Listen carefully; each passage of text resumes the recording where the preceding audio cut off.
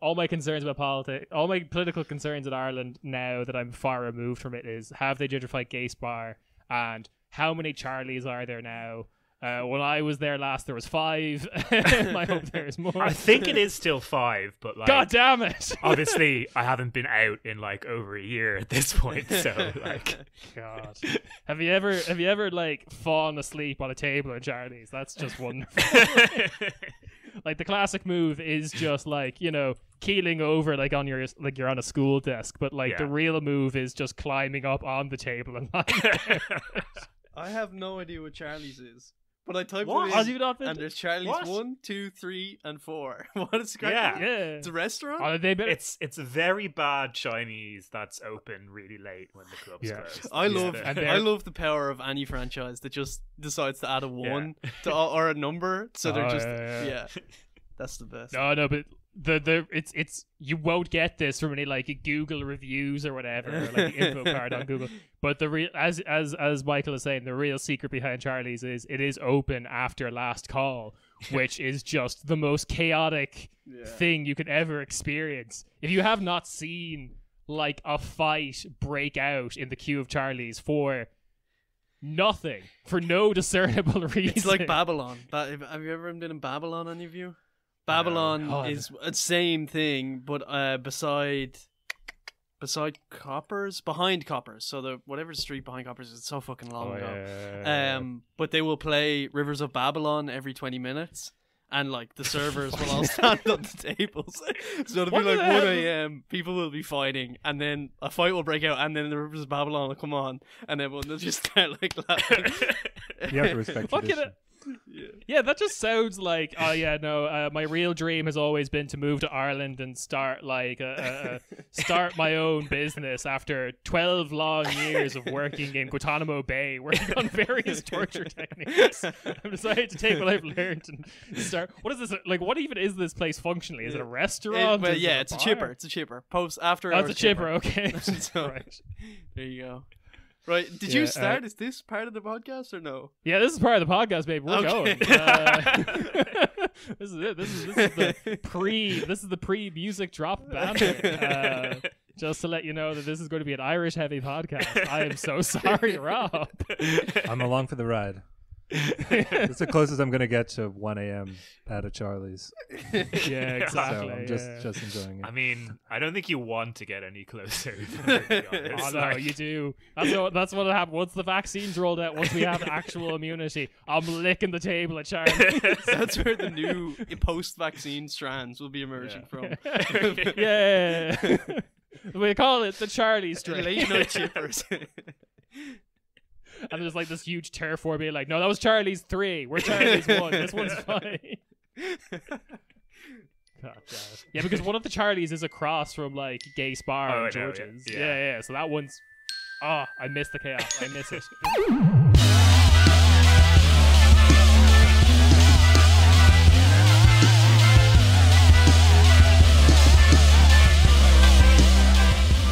Hey. This is your weekly corner Späti. You're joined here by your regular Kieran, as also Rob is with me. Say That's hello, right. Rob. Yeah. And with us, we're doing, this is part 2 of a crossover with a very good Irish leftist podcast, socialist left podcast, Rupture Radio. And we are joined from Rupture Radio by Diarmuid and Michael. Say hello, gang. Hello. How's it going? Thanks a million for having us. No problem. Our pleasure. Yeah, we've flown you out to Berlin, paid for your Schnell test. We had to fly Ryanair. Yeah, we have a deal with him to just do all of our business flights with Ryanair. Yeah, he's despite what all the union says, he's actually a good guy. But yeah, so we're just off doing part 1 on the Rupture Radio feed, so go subscribe and listen to their podcast, not only because you'll get to hear me and Rob do like a regular Corner Späti European episode, but also because it's a very good podcast that talks about important and like serious stuff and is not like the chaotic mess that you expect from our podcast. But we have Michael and Diarmuid on to tell us what's going on in Ireland. the last time we talked about Ireland was the election, and as far as I understand, it's all been great. Yes, it only went up. We just kept on winning, baby. Just to check in and say, yeah, everything's fine. It's going okay. Yeah. And then just finish up. Thanks for having us on. No, I think picking up from the election, me and Michael were like trying to decide where to even fucking start. And I think it's mainly picking up. There was like a build up to that election. One of our right-wing parties, we are also a country dominated by two right-wing parties traditionally that alternate back and forth, and one of them, Fianna Fáil, had been in government, and we're coming out on a low. People want to change and things like that. Fine and it was Gael expected. Were in government, not Fianna Fáil, which is the... Oh yeah, sorry, the two right-wing parties, Fine Gael. Oh yeah. And actually, I want to bring this up because the everyone who listened to the Irish episode that we did before was just like, I can't keep track of all the party names. They all sound the same to me. It happens to us too, baby. Don't worry about it. Right, to clarify, Fine Gael and then Fianna Fáil. And Fine Gael were in the government, and Fianna Fáil were expected to like come into a wave, and then we were going to alternate as tradition. But Sinn Féin, who most would be familiar with, and they were kind of like left populist or left nationalist at the moment, surged, and some thought that they might go into government. But the two right-wing parties, kind of in consideration of this, but also like feeling some change and wanting to keep power for a long time, got the help of the Green Party, who's always kind of played a mudguard role, and then they jumped in bed with the two other right-wing parties. So that's our current government, and it's been going bad. I think just one thing to add to that as well is an important part of that story is that when the coronavirus crisis hits last March, no new government has been formed, and so Fine Gael are in power, and they kind of got a huge bounce from a very kind of rally round the flag effect of appearing to be dealing with the crisis in a competent manner. So when the government was actually formed, despite the fact that Fianna Fáil were the largest party in terms of seats, and Micheál Martin, who was the Fianna Fáil leader, is indeed now the Taoiseach. Fine Gael were and still are very much in a position of strength with regard to Fianna Fáil because they're much more popular in terms of polls. Like Fine Gael are normally at about 30% at the moment, whereas Fianna Fáil about 15, 16 have gone as low as like 12 or 11. So the coronavirus crisis very much changed the situation a lot, I would say. I have referred to Leo as the Taoiseach like multiple times by mistake. As has Micheál Martin, the actual Taoiseach. It is the most pathetic thing ever because the leader of Fianna Fáil, who is actually the Taoiseach, will as well refer to Leo Varadkar as the Taoiseach when he's talking about him, and then be like, "Oh, sorry, I'm the Taoiseach," and it's extremely sad, which reflects like an extremely kind of hollow but sad man in Micheál Martin. If there really is like the power behind the throne is Varadkar. To an extent, Fine Gael anyway, and it's really Fine Gael's agenda which has been playing out. They're like a traditionally like neoliberal capitalist party, and they have not the Fianna Fáil aren't. There is only minor differences between the two, but they've certainly set the agenda going forward. Yeah, like I think Fianna Fáil are probably have slightly more populist instincts, like slightly tiny bit, and have historically, like back in the 30s and the 50s, done things like build loads of houses, whereas Fine Gael very much traditional capitalist than neoliberal party, and that's very much the agenda that's been followed. Like Fianna Fáil, if I remember kind of like a history, or like one of the distinguishing factors of them is they tend more to like campaign left more so than Fine Gael. Yeah, kind of populist messaging always. There's so Fianna Fáil for an extended period would have been like everything to everyone, and that kind of encapsulated their base was like both working class people would have voted for them. And also like in middle class or affluent areas, or the kind of business vote would have voted for them, and they were able to maintain that coalition. But that coalition has been completely hollowed out after like the crash in 2008, which they had their like grubby hands all over because their like corruption caused a lot of the preset to the crash, and then the bailing out of the banks and stuff left people with like a very bitter taste towards them. Yeah. I think that kind of like mirrors what we talked about last time we talked about Ireland. We did mention this kind of the background of this election. It's interesting you said the base hollowed out because now that you kind of say it, it seems like the working class aspect that were Fianna Fáil voters have maybe gone Sinn Féin, and then like business class have gone Fine Gael. Yeah, I'd say that's very much the case. And like what you've really seen in time, like before we get on to what the government has actually done, but like what Fine Gael have very much been consciously doing has been like playing up like how threatening Sinn Féin are. And it's not about like trying to stop people voting Sinn Féin. It's about trying to like take away the rest of the Fianna Fáil vote because they're the only ones who will oppose Sinn Féin. So you're seeing kind of very much lines being drawn for the next election, that it will probably be Sinn Féin versus Fine Gael, and Fianna Fáil will probably get even more squeezed out than they already are being. You love to see it. It's extremely grim as well because you've also like moving into that base. You've seen Sinn Féin. So Sinn Féin have always been kind of amorphous. There's a good Jacobin article by Dan Finn, who we would have had on the podcast, who I think he describes them as like the ever changeable Sinn Féin or something like that, where they will go through periods of being quite anti-establishment, quite maybe even having like radical proposals and things like that. But when Jerry Adams stepped down in the mid, was it 2000s, 2010s? It's been a while. 2010s, I think. It was 2016, I think. It was very recent. It was after It was after the disastrous local elections or something. Well, he was coming to the end of age-wise and stuff anyway. So he stepped down before those local elections and European elections. That's part of why the Sinn Féin surge was such a surprise, because they had done quite poorly in the 2019 elections there.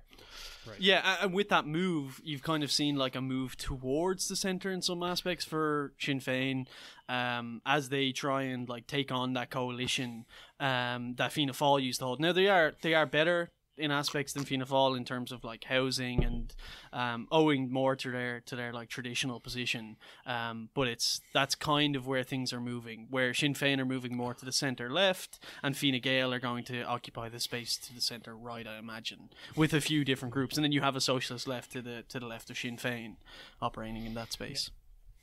Yeah, and I think it's just on Sinn Féin, I do think it's worth noting that their voting base is like riddled with contradictions. Because a lot of the people who would have voted for them in this election, working class, a lot of predominantly young people who are like, you know, quite left wing, who don't necessarily care that much about the nationalism, like, you know, probably wouldn't mind the United Ireland, but it's not like that high on the agenda. Whereas institutionally, that is a thing the party cares about a lot. And then a lot of their kind of traditional voting base would be much more attached to the nationalism in that way. And I think, I mean, we'll probably talk about this later when we discuss the far right, but like they do kind of absorb a demographic that would be voting like, I don't know, like UKIP or Front National in another country as well. So at some point, those contradictions are going to have to come to a head. They've managed to balance it pretty okay thus far, but I mean, we'll see what happens. Yeah, I think the example I always give to people when explaining that is like one of the splits from Sinn Féin kind of resulted in one of like the most right-wing parties we have sitting in Parliament, like Aintu, which is kind of explains that as well. I think the other thing I often brought up about the last election was for the first time, I think in Irish electoral history, the Sinn Féin second preference vote did not overwhelmingly go to Fianna Fáil. It went to People Before Profit. Yes. Which shows like a change in like who's voting for Sinn Féin. Yeah, like I think lots of left or even like notionally left TDs got elected off the Sinn Féin transfer, like a lot of Greens and a lot of Social Democrats as well. Although not that we would consider the Greens to be especially left anymore. I suppose that kind of is a good lead into kind of talking about things the government has done, and like where do we even start? Like I think a good place to start is the Golfgate scandal back in August. Yes. Just like incredible content. But basically what happened was this was August. Obviously, restrictions were like a little bit looser, but they were still in effect. You still couldn't have lots of people gathering in one room, in one room. And the Oireachtas Golfing Society. So the Oireachtas is like the haunted the term, parliament. like just very bad label. Yeah. They had a dinner after their golf classic in a hotel in Clifton in Galway.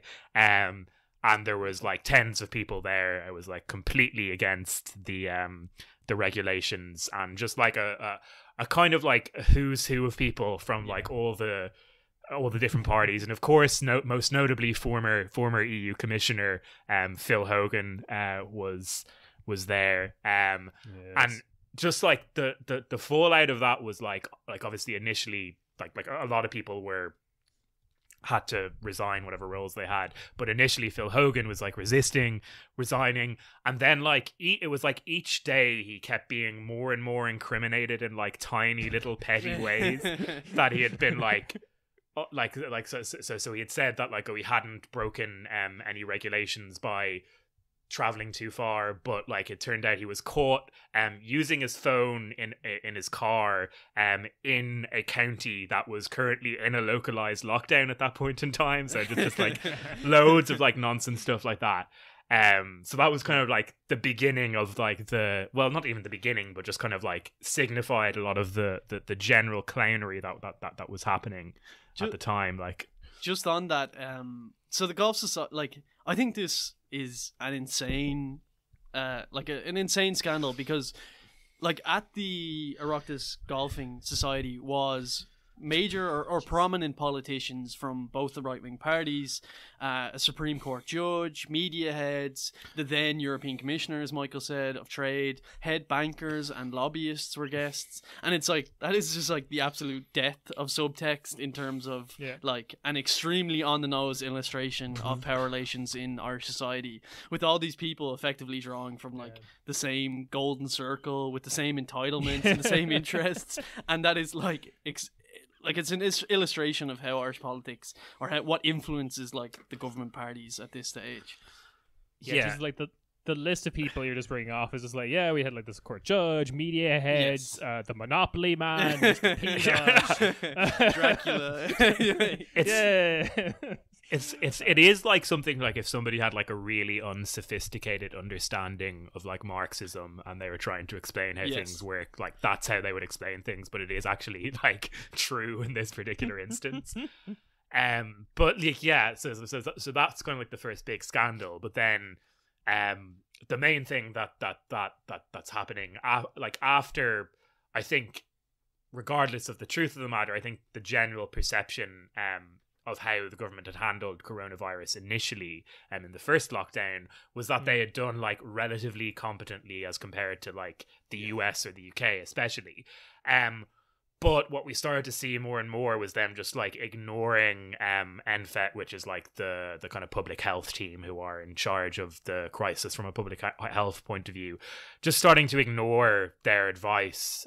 So you had a thing where back at the beginning of October, the end of September, the NFET had recommended moving back to a full lockdown, and the government not only kind of like ignored this, you had like Leo Varadkar going on national television like trashing Tony Holohan, who's like the head of NFET, and just calling it like an ill thought out recommendation, only to then move to full lockdown 2 weeks later anyway, right? Like you just have this like constant, like I think a running theme has been the government has taken a position on something where everybody knows in a week or two they're going to have to do a U-turn, but they do it anyway, and then they do the U-turn anyway. It has been the most frustrating thing. Like, beautiful. Yeah. I do kind of remember Golfgate as just being like, as you rightly said, not the beginning of this, but definitely like the most dramatic beginning of just like, that was the cracks in the seams were kind of like being broken open. Wait, I have a question on this point, because one thing that's kind of bothered me about like take the Germany's response to coronavirus, for example. I remember Germany was like highly praised summer last year for like doing the right thing, this and that. Like, I mean, you'd see it in the U.S. media a lot. Like, who's really doing this well is Germany. Yeah. And then, of course, one little thing shifts and then cases are breaking out everywhere in Germany. So it seems to me that a lot of it's just luck.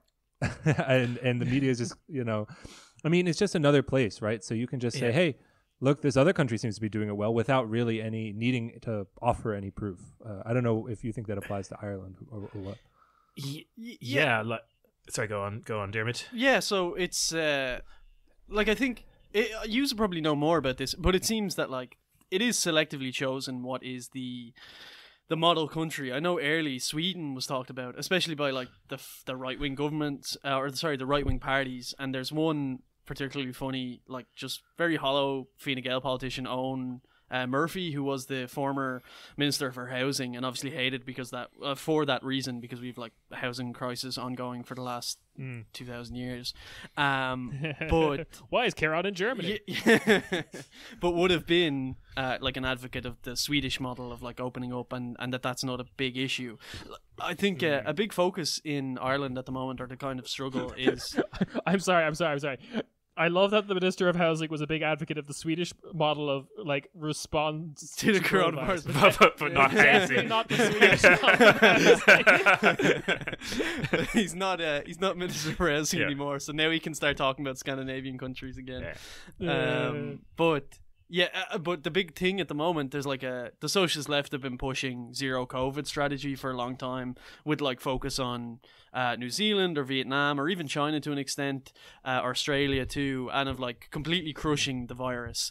And that has been there's been an upsurge in support for it. It was originated with the socialist left parties and has been taken up by more centrist parties now, like Soc Dems or Labour. But it hasn't caught on to an extent yet, because it's a bit like hack, and I think Michael said it earlier. If you want a very rudimentary Marxist understanding of things, it is quite clear in Ireland how much of governmental policy is more than anything driven by capital at large, or mostly in the form of the pub lobby, so pubs and restaurants, or big agribusiness, or corporate landlords, and then multinational companies. So, and that's that goes into why we're a tax haven that can't do lockdown for an extended period because of pubs and restaurants' interests, or solve the housing crisis, or down the line implement any environmental measures. And that is the big struggle at the moment, trying to overcome those interests. Yeah. And it's just going back to the point Rob made about the look of things, when a lot of people were advocating for zero COVID or just trying to criticize the government in general in the autumn, you had all these kind of prominent people on Twitter and journalists especially kind of running interference for the government, essentially being oh, you can't really criticize the government given we have the best kind of record on COVID in Europe, and this was in December, and then within 3 weeks we had the worst record of COVID in Europe, and I think this kind of speaks to Diarmuid was quite rightly talking about how the attitude to how we should do lockdown has been in many senses dictated by the hospitality industry, and just the general demands of being a quote unquote open market economy in Europe at the moment.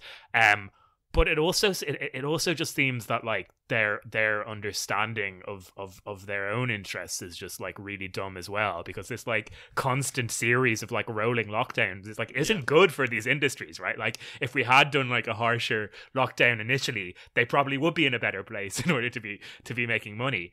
But it just seems they're all kind of blinded by this petty short-termism, and I think one manifestation of this is a tiny thing, it's not really important at all, but it just makes me irrationally mad, is that in January, notionally as this was a move that was supposed to be like enforcing lockdown properly, stopping like people having house parties. The government banned like supermarkets like offering deals on buying multiple bottles of beer, right? Like you could no longer get like 4 craft beers for like a tenner or whatever. And just and like the sole reason that is the case is because the publicans, the pub industry, like, and they've been pushing this for years. Like they've been trying get this to happen for years, and they've seen this as like a way to kind of sneak it in.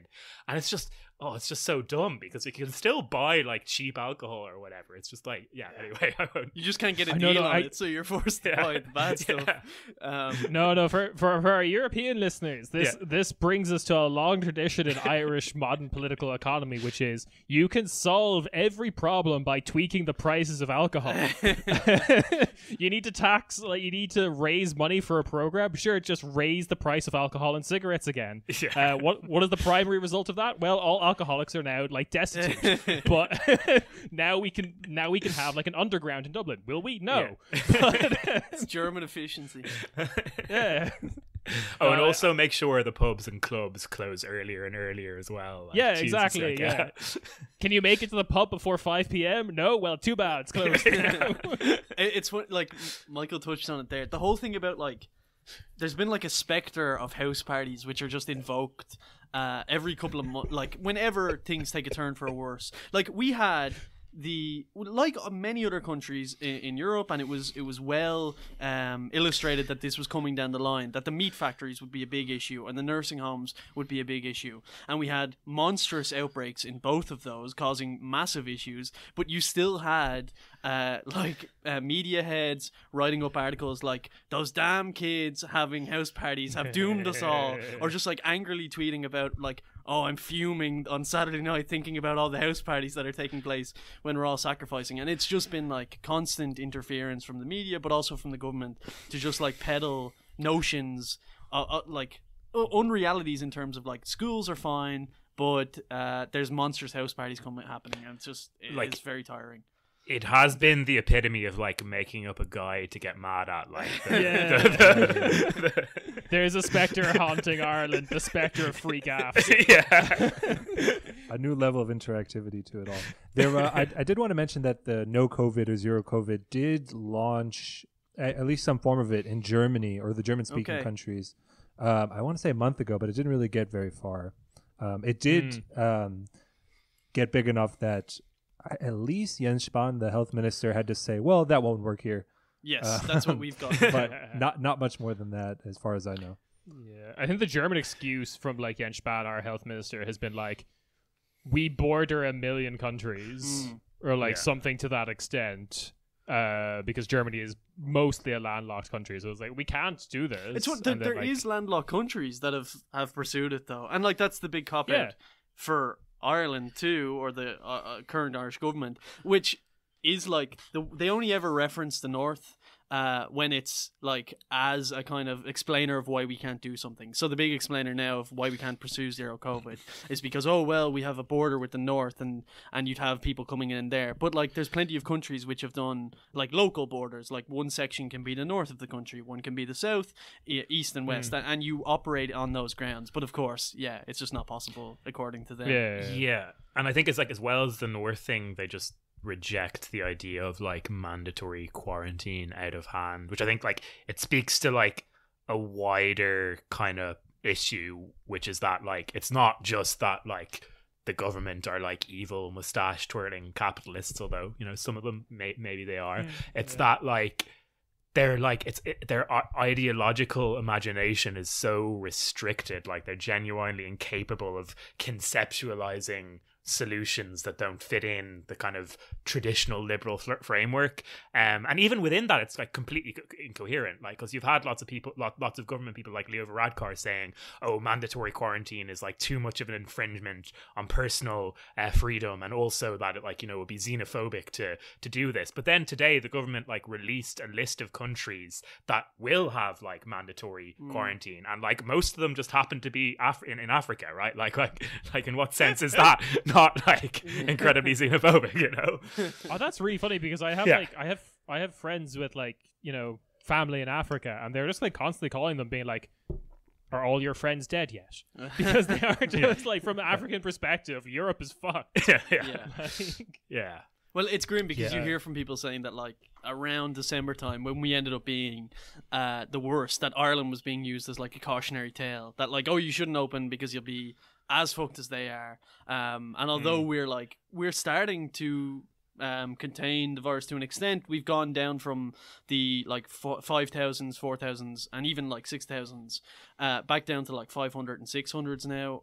And again, you're having people calling for, like, oh, we should open as soon as possible, even though we're just doomed to repeat this over and over again, seemingly.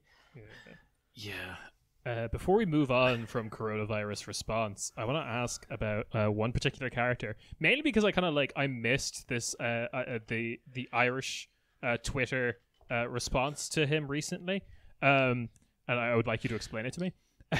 Stephen Donnelly. I knew it was going to be Stephen Donnelly. Do you think this?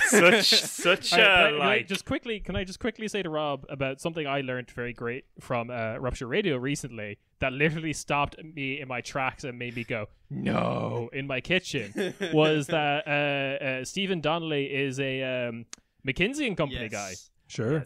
Yes. Yeah. Sure, why not? So, because Irish libel law exists to be weaponized against people, all I can say is just go read McKinsey and Company's Wikipedia article, particularly the controversy section. Have fun with that one. But yeah, Stephen Donnelly. Yeah. So, like, I think when he kind of got involved with party politics in Ireland, everyone was like, oh, this guy was a consultant. He must be really smart and, like, must be really good at doing stuff. But he has... I would say, like, out of many kind of strong candidates, he's definitely appeared to be like the dumbest person in this whole process for, like, just a variety of reasons. So, like, historically where he comes from was he was one of the founding members of the Social Democrats, but then very quickly decided to jump ship to Fianna Fáil, where he kind of thought he would have a better chance of getting power, and when the new government formed, he became Minister for Health. So the recent controversy, which is just like, well, it's not a controversy, it's just funny, was so back in the autumn when cases were starting to go up again. So the media kind of got hold of text messages between him and the chief medical officer, Tony Holohan, who's also in charge of NFET, and was basically like, you know, text between him and Tony Holohan, texting him saying, like, you know, things are getting pretty bad now. Can you, like, make sure to emphasize that in your briefings? And just doesn't reply for a few days. And then he's like, oh, the OR number has gone up to, I can't remember the exact number, but it's gone up to, like, a very, very high number. And Stephen Donnelly just replies with, like, a thumbs up emoji. And this gets released to the media. So, and this was about 2 weeks ago. So then for about a week, every time Stephen Donnelly would, like, tweet something, everybody in Irish Twitter would just reply with, like, thumbs up emojis to him the entire time.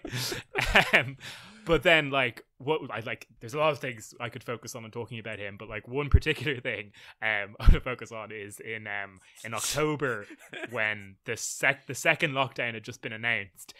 So obviously people were, like, quite annoyed at the government. Everyone wasn't in a great place. He released this video on Twitter, which was like, Stephen Donnelly has been health minister for 100 days. Here are all the great things that he's achieved.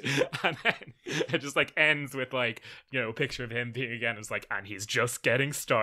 And this is just like, I'd encourage just read the room to type in Stephen Donnelly trampoline interview, where the person asks him, like, they're asking him, so we're reaching a really, really dangerous stage. I can't remember the exact context, but she's saying, like, do you not think this is, like, inherently dangerous for you to open things up or something like that? And he says, well, life is full of inherent dangers. Driving is dangerous. Trampolines are dangerous. And then he makes a face like a malfunctioning robot, kind of half smile. Just, like, watch any of his things, because he's just like a mannequin-esque politician. So he desperately lacks charisma. Well, that's Fianna Fáil any shape or form. Yeah, but, like, yeah, the kind of broken robot. It is kind of like, I don't want to hark on, like, a particularly a right wing meme, but there is kind of like an NPC kind of aspect to him. If he just, like, Oh sure, yeah, I see that. Yeah, but it feels like. But you've entered in a query into the video game, like you're playing a text adventure game, and you've typed something you weren't meant to type. The game is not handling it at the moment. The thing is, like, I think he's kind of like awkward enough that it's not that he is an NPC or whatever. It's that he's like trying to blend in as an NPC, yes. Like he's trying to be one. That was a good tactic, yes. Yeah. The game fuck up you're referring to, Kieran, is that the health minister has to deal with the pandemic. That was not planned. That was not a part of the programming.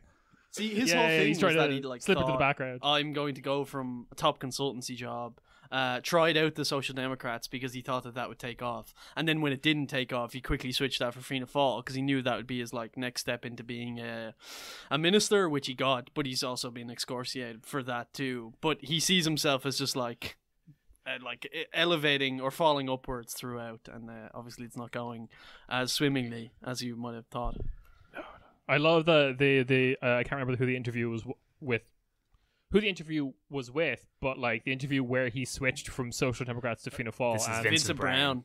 Vincent Brown. Yeah, Vincent Brown, who like calls him out for this incredibly transparent. Oh yeah, like, opportunistic move. Yeah. Yes, exactly. Yeah, because I went from this like if you start like this new fledgling party, whatever you want to say of the Social Democrats, you really have to believe in the project, not jump ship to like the largest party in the country. Well, and he has interviews from that time where I think he wrote it in the Independent, or it was an interview or something like that, where because like I said, Fianna Fáil, party of corruption in the 2000s, he called them he called them that and said that like they're all about jobs for the boys and two fingers to the doll. The party of brown envelopes. Party of brown envelopes. And Vincent Brown like reads this quote off to him, and then he's like, and then you joined them. Are you not embarrassed? Yeah, it's just very good. And he said it's a bit like a trampoline, you see. Yeah. Go up and down. It's you never know where dangerous. You'll land. Yeah, but that like to speak into a wider narrative though, the like trying to compare coronavirus deaths to like traffic accidents deaths is something I'm also seeing a lot in the UK of just like people who write these opinion articles being like, I'd really like the news to stop talking about COVID. Yeah. Can this just become like a background statistic now? Because like a lot of people do die in traffic accidents, but it's never a news story, and that's the way that some of these people want it now. Yeah, it's kind of the alternative to something like zero COVID, where you take like a very methodical approach to stomping things out and ensuring that public health is maintained. Is this whole thing about living with COVID, which was actually the tagline of one of the government's things that like they thought we will actually call one of these brochures "Living with the Deadly Pandemic" that's killing your grandparents in old folk or in whatever they're called, in homes, and nursing homes, and also like destroying your life. We're just going to live with that, and you should be like just take it, I guess. Yeah, you've invited the xenomorph in from fucking Alien, and you want to act like it's Alf. Exactly. Yeah. Like it's not working. This is my '90s reference. Get used to it. Alf was the '80s. All right. I last thing before we go on to like the next big topic, which I've been told is going to bomb out Rob, is something we haven't mentioned, which is Green's involvement in all of this. I think we talked about the two monster parties of Fianna Fáil and Fine Gael, but the Greens have not been. Well, okay, I'm old enough to remember Shout the Sea, but some people are surprised by Green's turn to not being as left wing as maybe they initially promised. Yeah, like I think like I also remember like the first time I could vote was like the 2011 general election, which was when the Greens like lost all their seats because of like they had gone into coalition with Fianna Fáil before that. But I think what happened was like quite a lot of young people joined the Green Party who maybe weren't, well, like, you know, a lot of them probably do remember that, but like kind of thought they could turn the Greens into more of a left-wing force, but in reality it's remained a very kind of like centrist party that at least that cares about the environment to some extent. It kind of always has been that. Its leadership is that, and that's very much like the role they've fulfilled. They've lost like a lot of members and like a lot of people who campaigned for them in the last election on the basis that they were more left-wing. But yeah, they've gotten very little out of this government. Like, they got a climate change bill, which hasn't really done much. And they've had like just a series of like humiliations of like voting for policies and doing things in government that most of their members would find to be like pretty horrific. Like, yeah, I think the cartoonish example I remember is Eamon Ryan, the leader of the Greens, falling asleep during an important vote. Yeah. No, he's had like a series of unfortunate, like, that is Eamon Ryan, like he presents himself as like a Ned Flanders-esque modest character who just wants the best for everybody, and like, oh, I don't think we don't need to cause any trouble, we'll just get this done. But like, also has a series of blunders, like he said a slur in the Dáil, and then fell asleep during one of the like most massive votes on workers' rights, I believe, and paying student nurses, fell asleep during a pandemic, because student nurses were like working for nothing essentially. But like, the whole thing about the Greens ties in with the next thing that we want to talk about, which is like kind of the biggest thing in the Irish news at the moment. Although it's been delayed, it's going to come back up, and I think it's going to be all around Europe as far as I'm aware. And that is CETA, which is the Comprehensive Economic and Trade Agreement, which is basically an EU-Canada trade deal, which has some like very sinister terms within it, and really it's like a further empowerment of business, which affects like governmental policy and public policy and things like housing and health. And what it does is it sets up a new legal body outside of the ECJ called the Investment Court, which effectively allows like companies to sue states for profits lost through government intervention through an adjudicative process called the System Investor State Dispute Settlement, ISDS. And like examples of this that people point towards is like Philip Morris, which is a big tobacco company, was able to use a similar ISDS process in another international treaty to sue Australia for 39 million for bringing in legislation forcing the tobacco companies to use plain packaging. And like, so that's obviously a massive issue for environmental measures, because any environmental measures will impact on the profits of like oil and gas companies or anything like that. And the Greens had a history after the 2011s, and Eamon Ryan especially, of opposing this and saying it would be disastrous for the environment and things like that. But now, as the Greens usually do, now that they're in government, they're happy to say like, oh, it's changed, it's so much better now, and we're happy to take it in. And some of the media and the way that they've posed this is that it's grand now because there's now protections for some areas like the environment and health. But that's like, even those protections are massively flawed, and at base the ICS is like literally designed to like challenge and chip away at national government's ability to implement national policy. And that's just like, it's extremely grim, but that is like the nature of the discussion at the moment. And we've had in recent memory like a lot of things just like rammed through because of the pandemic. They're able to get away with it. There's like two things that I want to say about CETA. First of all, the main left opposition to CETA is being very angry that it doesn't stand for Canadian-European Trade Agreement, and making me look like a fool at that party that one time. But secondly, like the just kind of like something from Twitter earlier today, but this does remind me that I don't know if anyone else remembers because it was very niche news, but like EMI, the record company, tried to sue Ireland once before. Yes, I remember, for streaming. Yeah, for not like cracking down on piracy enough, basically. Yeah. Back in those days, the EU kind of stepped in and said, you can't sue a country. Fuck off. Yeah. But now that's like changing. And related to this, one of the most dystopian things I saw today is cops in the United States are now starting to blare like Beatles music when they're doing dodgy shit. Oh, Jesus.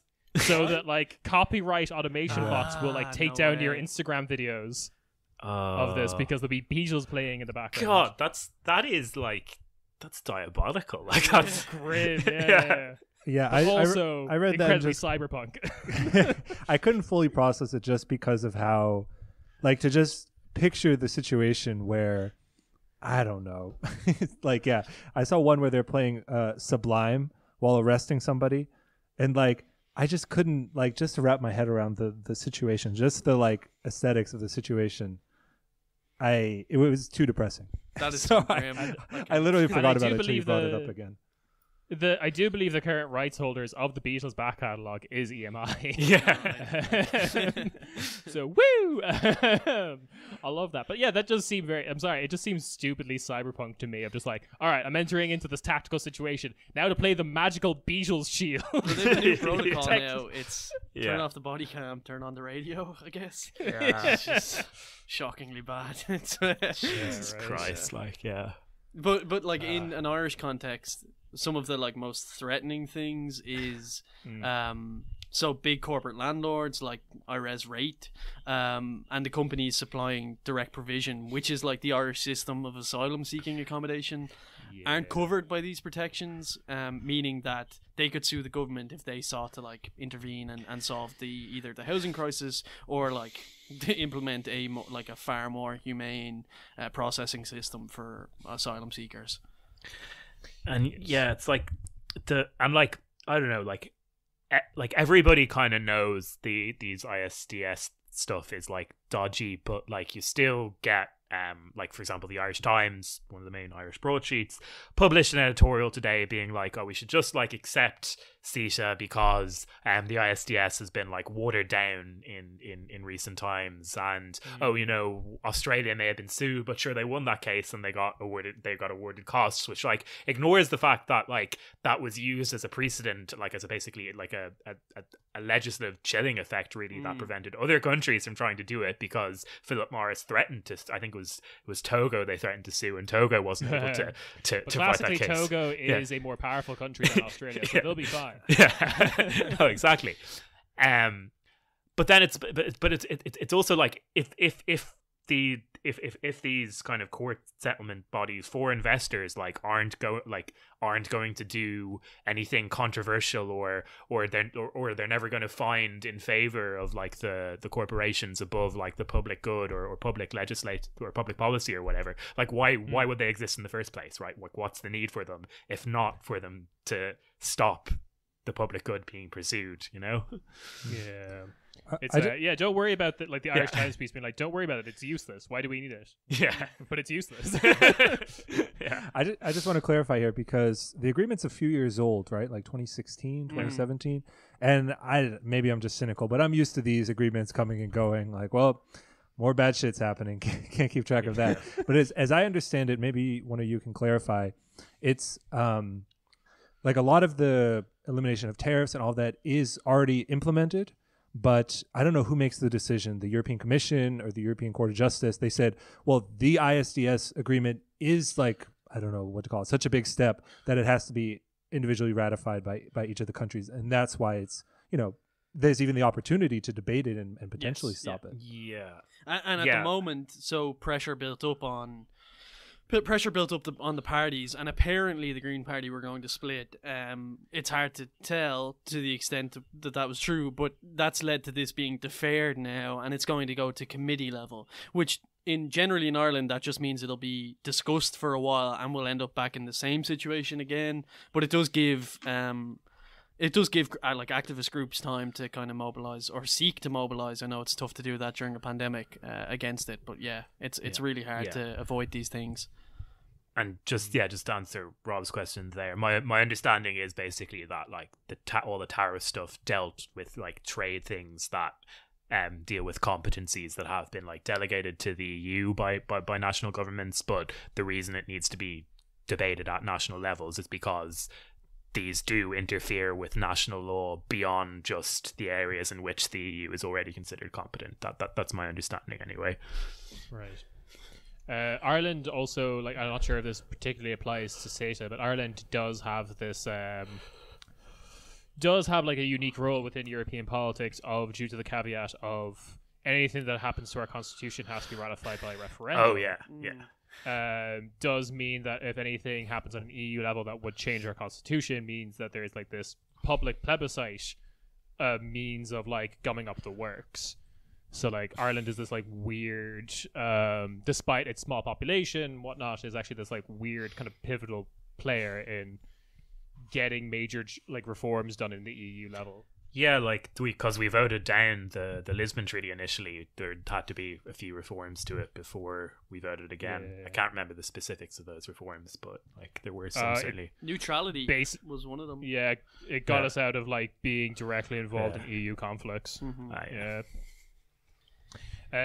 Listen to our bonus episode about European defense that we did recently with Ted, actually, because that's we talked about like how everyone kind of ignores when talking about EU defense that like Austria, Sweden, and Ireland are functionally neutral countries within the EU.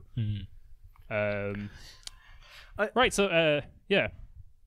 Yeah, just on the last thing for CETA is like I think it's reflective of the model of like the way the EU kind of imposes this stuff on it, in that it is like an overtly neoliberal kind of construct, but it does it in such an incremental way that it will just like knock back member states over time. And even though like there is massive resistance in Ireland at the moment, it's still likely to pass because the parties like there's a majority in favor of it more than likely, or a voting majority anyway, and that's just the way it will be. Like it's going to be a marathon towards something awful rather than just like right off the bat. It's like what Rob was saying, you just kind of take it over time, and it's really unfortunate and kind of grim, but that's the way it is. There's a lighter topic next. Yeah, well, welcome to Corner Späti. If any of you are Rupture Radio listeners, it is grim, but there's some idiots that we can laugh at, and that's all we have in this existence. I mean, these idiots are Nazis, though. Yeah, so well, yeah. All right. Well, the unfortunate thing is that they're not all idiots. If they were all idiots, they'd be a lot less threatening. But yeah. That was actually one of my light-hearted, like when we got to a kind of a bummer note in part 1, which if you haven't listened to on the Rupture Radio feed, go listen to it. I did want to remind everyone that if you ever feel bad about Italian politics and the rise of Italian fascism, a thing that led to good things last time, then check out Matteo Renzi trying to speak English. He legitimately sounds like Borat. It's very funny. But on a similar note of hopefully some madness and chaos we can just laugh at a little bit before we're put on a list and killed, let's look at some of the anti-lockdown and far right in Ireland. Yes. Like you have insane elements in Ireland that you would have elsewhere, because in Ireland at the moment, unfortunately, you do have like a burgeoning far right ecosystem, which ranges from like insane COVID truthers to like Yellow Vest Ireland or Gemma O'Doherty's Anti-Corruption Ireland, and the latter one like believing in like chemtrails and all that sort of stuff. And then you have like Catholic nationalists like Síl na hÉireann, which is another group, or to full-on fascists like the National Party, which are like actual Nazis. And all of these groups like rise and fall in prominence kind of depending on the news cycle or whatever. And at the start of lockdown, they kind of started things out on a fairly united united in terms of events with the broadest of them, Yellow Vest Ireland, organising on like anti-establishment grounds and anti-lockdown grounds. So like one week it would be a Let Ireland Live protest about like stopping lockdown, and then the next week would be something about the government. And then you'd have like more sinister far-right elements from the National Party or Síl na hÉireann having a presence at these things and taking people into that circle.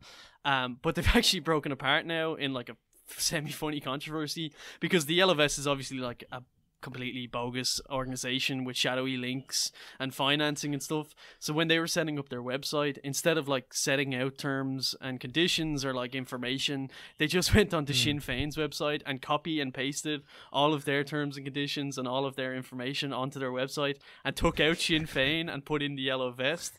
But obviously that was noticed by the other like far right groups who seen that it was like identical, and instead of taking that as like, oh, this is what they've done, they took it that it was a Sinn Féin operated like psyop, infiltrating the far right movement and like circumventing it back into Sinn Féin.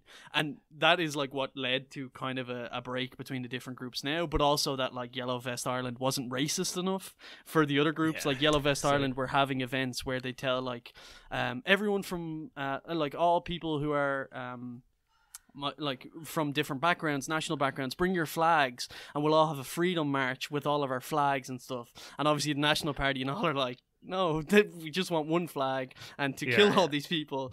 So that's obviously the ideological split between the few different groups. Like I remember, like on the biggest day for the anti-lockdown protests, there were literally two different ones because of this split. And like you hear it, like, because like obviously like most of the people attending these anti-lockdown marches like don't really have any idea about like the people in charge of them. And like there were reports of people who were at the ones like organized by the National Party. National Party is run by Justin Barrett, like who is like a literal Nazi, fascist. like just to be clear. And like you'd hear reports of like people would be, you know, at the anti-lockdown protest, like listening to him speak, and then suddenly he'd go off on a rant about like gay pedophiles, and they'd be like, wait, what the hell are you talking against the government? yeah. And it's like the amount of people on the anti-lockdown marches like has been scary to a certain extent, but like I think the one kind of encouraging thing is like as of yet, I don't think there has been as coherent a far right movement or politically or electorally, or it doesn't look like there'll be one in the short term anyway, like there has been in a lot of other European countries. Obviously a lot of that can change very, very, very quickly, but they don't seem to have gotten quite the same traction. And I think part of the reason for that, going back to what we were discussing earlier, is that I think there is a sense in which Sinn Féin does kind of absorb that kind of demographic, and there's a sense in which, because like Irish nationalism is it was originally anyway like an anti-colonial nationalism, right? Like an anti-imperialist nationalism. I think there is a sense in which that's a different beast to the nationalisms that would exist in a lot of other European countries. Now, obviously, that's not a full insurance against like a right-wing turn. Like you just need to look at like India as an example of like where some anti-colonial nationalisms can go.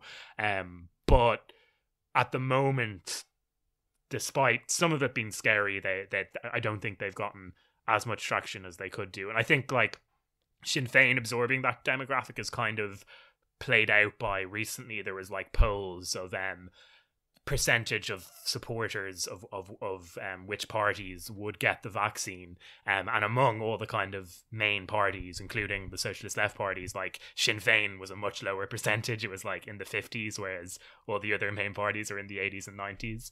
Right. But you know, it is still a worry going forward, because obviously there's a contradiction there that's going to have to come to a head. But for the moment, it's not as scary as it could be, I think. Yeah, I know. I'm going to turn to Rob for a bit, because he's been looking at Justin Barrett with a little bit of terminal fascination. But, from my perspective, like Ireland is kind of at because we did our episode on Portugal recently, and we kind of talked about like kind of like never going into that it couldn't happen here mindset. Yeah. And like I always have to thought about that in Ireland, because I had run-ins with like skinheads in the punk scene and stuff like that in Ireland. I was very aware that like Irish far right attitudes did exist, even if I found them laughable, because like compared to more like colonizer European countries, you know, there is always this golden age to return to, and I don't know what that is in Ireland. Yeah. Like, what is the golden age that Ireland needs to return to? That's a question I don't think any of them have an answer for just yet, or just ignore. So yeah, I'm just kind of looking at this like vast array of gowls, and just kind of like, I don't know, almost placing bets. Like, which one of you is going to take off? Let's go to the races. Let's see. My money at the moment is kind of like Catholic nationalism. Which, for people who've been in like my Twitter when I started doing the like Joe Biden is a Catholic nationalist jokes on Twitter, for people who don't understand, that is distinctly separate from Catholic republicanism. I know it's confusing. But we're not talking about like the paramilitaries in Northern Ireland. We're talking about like Franco shit. Yeah, that's exactly what it is. Franco worship. Yeah. So Rob, you've been looking at Justin. Why did you single out Justin? I want to ask. Is it that he's been opportunistic with the anti-lockdown stuff, like among the array of ghouls, as Kieran put it? Does he stick out somehow? He's definitely I think he's repulsive and in terms of politics, presentation. He's a very he small has an man. uncanny look. He's I've a been very thinking about Napoleon-esque this. figure because I've he's settled on. He looks like Fred Armisen trying to do Wallace from Wallace and Gromit. Like that's I can see that. I can't remember what he looks like, and all I'm envisioning is the bad guy from Ratatouille. That's not far. But I think also he's just like he's a long-lasting kind of character who's always been at the fringes of Irish politics, like doing something nefarious, like the anti-abortion stuff was his grift up until this point. Like he was a founding member of the Youth Defence, which, you know, despite being like steeped with like fascist connections, was treated as like a semi-legitimate organization by media until the repeal campaign anyway. So he's kind of been present since then, or like going back to the 90s even. But that I think that's one reason why we pick up on them. And then like the National Party is like the most like overtly fascist of these groups, as opposed to just being like, you know, generic right-wing authoritarian nationalist populist, whatever you want to call it. Sorry. So the thing that strikes me though, and maybe this is because I'm no longer on the ground, but like of all the other kind of like far right stuff that's happening in Ireland, the National Party seems to be the one that's trying to really put forward Justin Barrett as like a figurehead. Yeah. Yes. Like, yeah. If you quiz me, I don't really know who's the leader of Ireland's Yellow Vests. So it's interesting because like the reason we focus on Justin Barrett and the National Party, it seems like a more coherent operation because it has like an ideological driving force, which is fascism. But because of that, they're obviously they're more potent in the initiatives that they do. Like, but I differ in thinking that they'll take off. I actually do think the Yellow Vest Ireland are a little bit more likely to like. They have been doing well through lockdown because they're more amorphous. What drives a lot of people to fascism in Ireland and why it kind of gets funneled into, or Sinn Féin takes that place a bit, is like just frustration, like anti-establishment, like being stomped down for so long through the governmental parties or just through the way Irish society is set up, and looking for answers. And that obviously drives people to like a kind of progressive anti-establishment rhetoric, which would have seen like highs in the socialist left coming to prominence during the water charges, or now to the far right with people getting frustrated. And obviously that's what caused the big turnout at the Yellow Vests. But they don't really have like leadership. They do actually. I have a funny message here because they're also into like all that mad shit about like chemtrails and the lockdown being I don't know, for other stuff. I had messages from one of their heads, whose name is Mark. I won't say his second name because we'll just get fucking sued. Ireland is too small a country. It's too small a country. We can't do this. Someone's related to him on this podcast.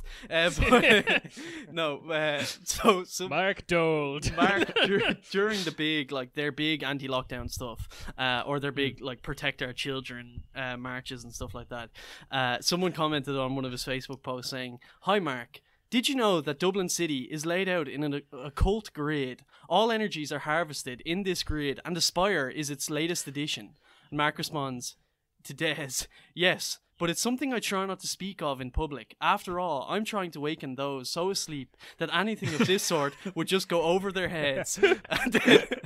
And then Des responds, "I think I know what you mean. The time calendar and specific areas can amplify energies of good intentions. Rife frequencies, meditation and prayer really work. We also need to be physical." And Mark responds, I agree with you in the extreme. This is something that I am considering at all times, but it is not yet the moment to bring this forward."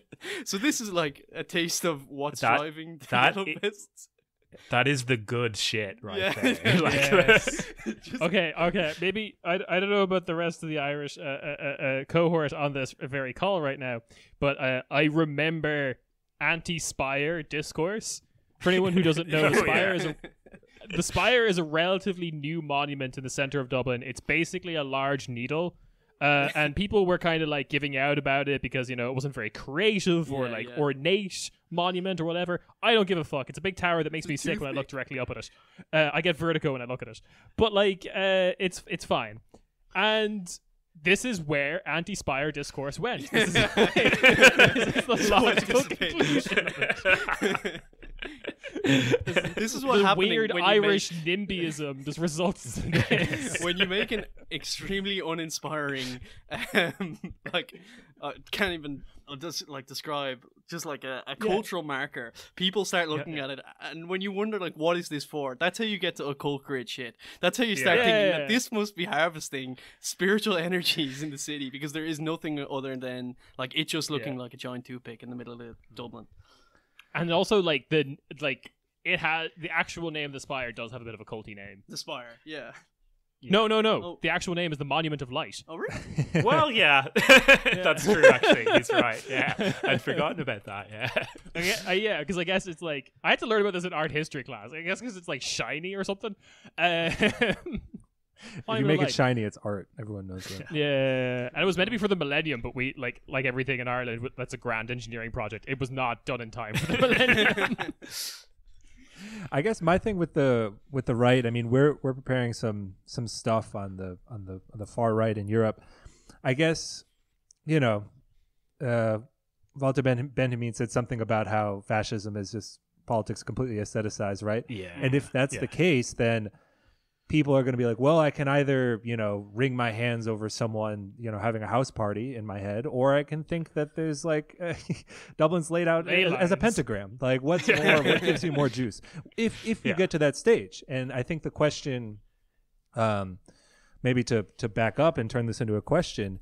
I remember when we talked about the Irish general election, it was pretty hopeful, right? I mean, from an international point of view, we're like, oh, well, not too good in the UK, but hey, look, something's happened in Ireland. Sinn Féin got the most votes.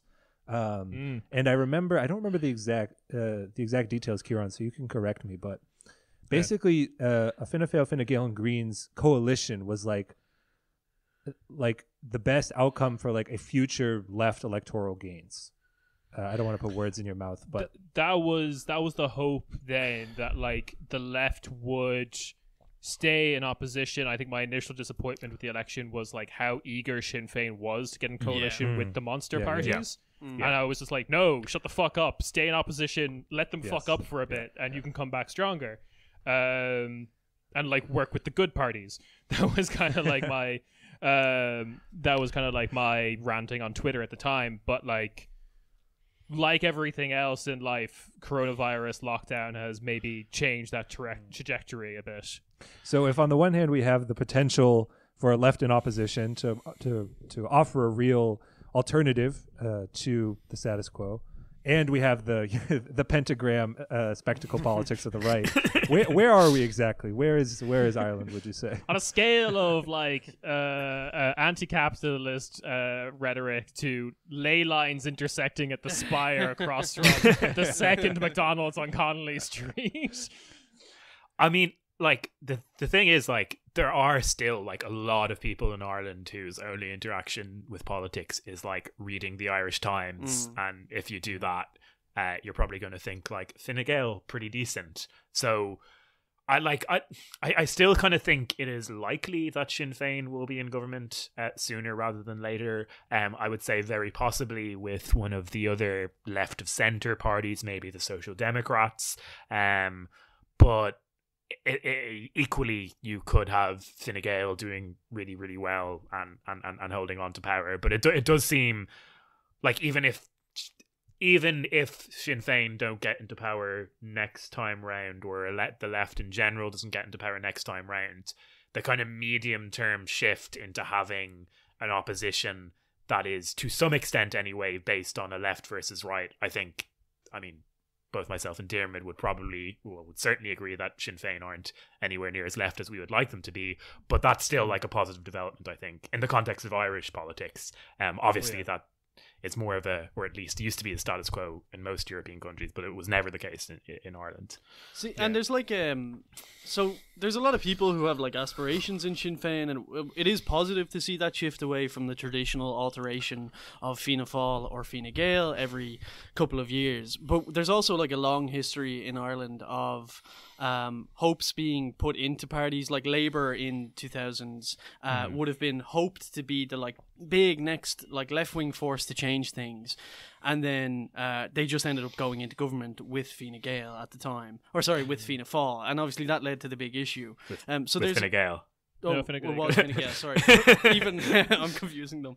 But like the question is like, what is it for? Because a lot of the time you see left forces in Ireland move to the centre and fail to change anything, and that leads to that like depoliticization of like a lot of our public, and you would have had like a dropping amount of numbers of people voting over time. So I think the socialist left, out of all of it, recognize that like you do need to implement fundamental change to connect with people's aspirations and to actually like lift the boot off a lot of people's necks. So that's probably where I'd look to for like the most promising thing, and it's in a strong position. It obviously would have risen up from the anti-water charges protests in the 2010s. So it like how that portion of the the portion of the political sphere interacts with Sinn Féin going forward, and the people who have like aspirations in Sinn Féin is probably the biggest like focus, or the most interesting dynamic going forward, I think. And just to add to that, I think the socialist left was like quite prominent in like demanding that Sinn Féin not to go into coalition with Fianna Fáil or Fine Gael. I mean, they voted for Mary Lou McDonald, Sinn Féin's leader, to be Taoiseach, but was on the basis that they would not go in with Fianna Fáil or Fine Gael.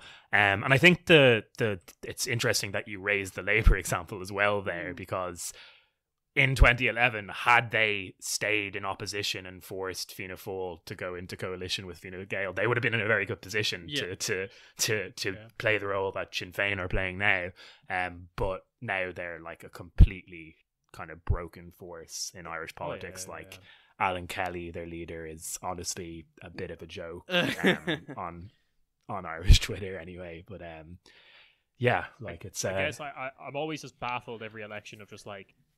I was just baffled that Sinn Féin were even considering going into bed with Fianna Fáil or Fine Gael, because it's just like, how can you not look at the track record of every party that has worked with them just being absolutely decimated, if not the next election, but forever?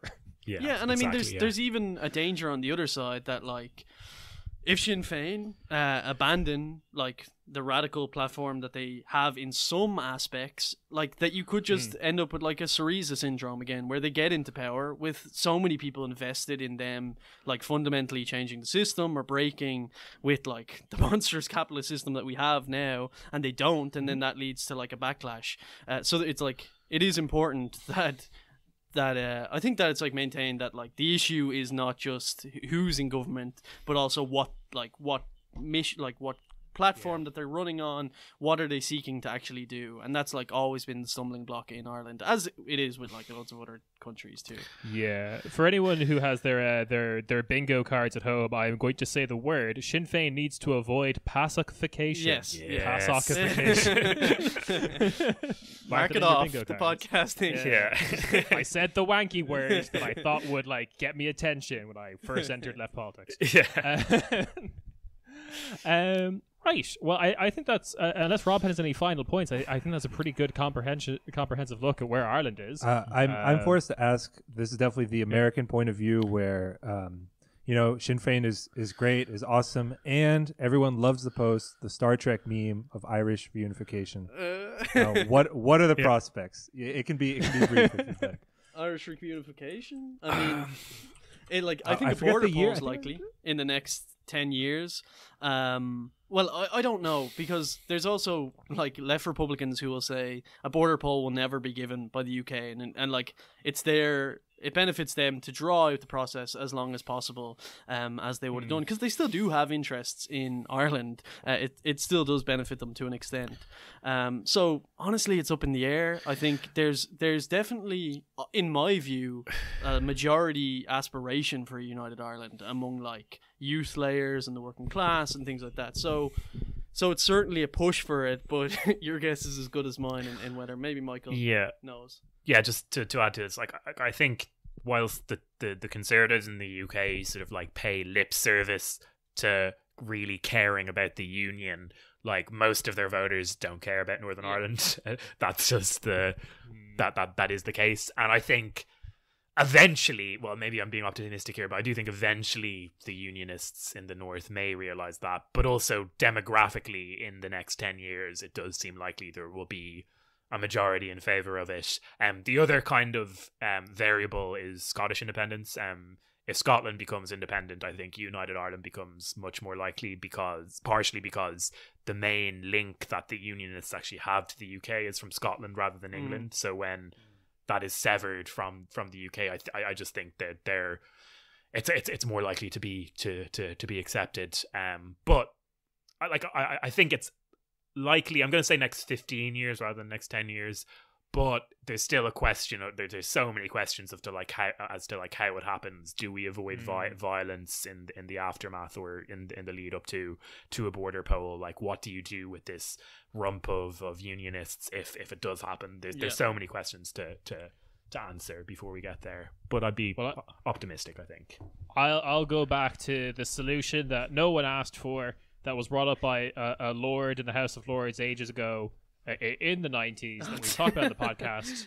We moved the entire population of Hong Kong to Northern Ireland, which has only become less of a solution over time. Like, it's a bad solution then, it's an even worse solution now. All right, look, Good Friday Agreement, sitting down at the table and talking to people about the troubles. Nah, fuck that. Introduce a substantial population of confused Hong Kongers into the mix. It's dust hands. That's the end of that chat. I wasn't on that episode. Is that like a partner swap situation where Northern Ireland goes to Hong Kong? Yeah, it's wife swap, but for countries. just imagine these like confused Hong Kongers just like walking down the Falls Road in Belfast, just being like, what the... Look, we've recreated, we've remade the city of Hong Kong. It's on Loch Ney now, so this port doesn't really go anywhere. But have at it. I love that Cantonese food. Keep doing what you're doing, guys. I like the wife swap idea of just like an entire population of like Ulster Protestants just being sent to like the South China Sea, being like, what the fuck are we doing here? We have a tradition of just like after the crash swapping entire portions of our population, mainly the youths, all to other countries in Europe. Kieran can speak to that. That's let's. Oh no! For the entire Euro crisis, I was in Disneyland. It was fine. Nothing traumatic happened. Right. So, on that note, I think we'll wrap up this podcast. Where can the regular Corner Späti listeners find your fine voices and other good Irish things to talk about? Rupture Radio on Twitter, Rupture Radio, and then a little underscore. I think could be linked in the episode description, maybe. And then that's a partner podcast of Rupture Magazine, which is our Eco-Socialist Quarterly, which comes out every 4 months. There's another one coming out in March that has like kind of Marxist content, but also eco-socialist and different viewpoints from around the world. And other than that, I think that's probably... Michael, did I miss anything? No, Rise. Check out Rise. Rise is a good political party, which me and Michael are a part of, and also linked to Rupture. If you're a French person listening to this, commit voter fraud. Go vote for Rise. That's the official position of this podcast. We want to set up a branch in your neighborhood. It was just like a huge spike in Rise Paris. There's the open. Fuck Mélenchon. Paul Murphy just wearing a beret, like Paul Murphy with a red scarf. Going forward. Nobody's gonna get any of these jokes except maybe Porsche. Oh no, I really like the idea of just like Paul Murphy's political career ending just as he becomes president of France because he didn't know Cuisine de France wasn't actually a French company. Common mistake. I made it in Ireland all the time. They told me it was a French company. It's not. It's a lie. It's a sham. Where's it? Where's it based? Irish. Oh, it is Irish. Yeah. Okay, Yeah, it's like Dutch gold isn't actually Dutch as well. It's Irish? Yeah. Happens all the time. Yeah. There's no sheep in Kerry. Or there's no cows in Kerry. There's sheep in Kerry. Whoa. Kerry gold is a lie. All right. And on that note, that has been a regular episode of Corner Späti. The theme song is by New Dawn by Melty Brains, proud Irish band. Listen to them I remember to shout out their song so that they don't get mad at me. And catch you next week. Follow Rupture Radio. Follow all of these lovely people on Twitter. Do that now. Thanks a million. Bye. See you later. Bye-bye.